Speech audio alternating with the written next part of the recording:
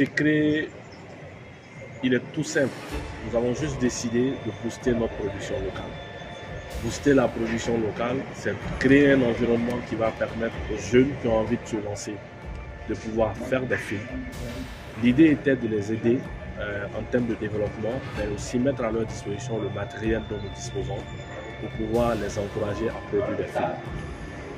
L'autre volet a été d'encourager la coproduction entre les différentes sociétés de production, mais aussi la coproduction entre le centre et les sociétés de production privées. Donc nous n'avons pas de recette miracle.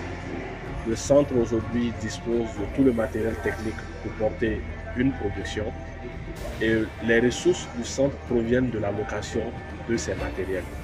Nous avons juste décidé, nous, de renoncer aux bénéfices que nous générons sur la location du matériel en les mettant gratuitement à la disposition des producteurs et des jeunes qui souhaitaient faire des films.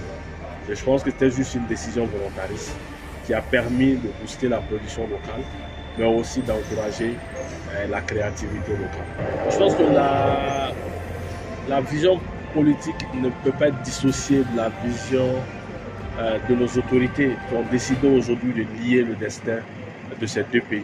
Et je pense que cela s'est traduit par beaucoup d'initiatives dans tous les secteurs de développement. Et dans le domaine du cinéma, il y avait en son temps un accord de coproduction qui existait, un accord culturel entre les deux pays. Nous venons de boucler un accord de coproduction cinématographique qui va être signé à court terme.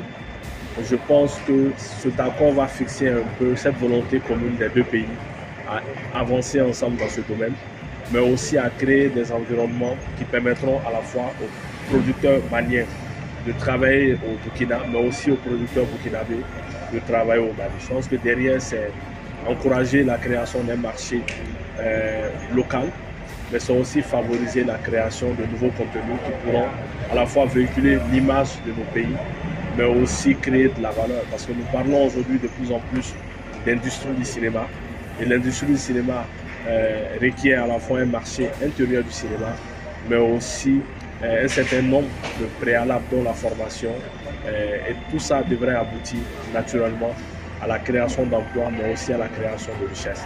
Et je pense que nos autorités ont compris que le cinéma est peut-être un puissant vecteur pour nous rassembler. Je pense que tout est parti du cinéma. Les relations entre le Mali et le Burkina, on n'en parle pas souvent, mais je pense que le coup de cœur est parti du FESPACO 2023, où le Mali était payé invité d'honneur, où le Mali a mobilisé son premier ministre et une dizaine de ministres. Et je pense que tout ce qui est en train de se construire aujourd'hui entre ces deux pays est parti du FESPACO 2023.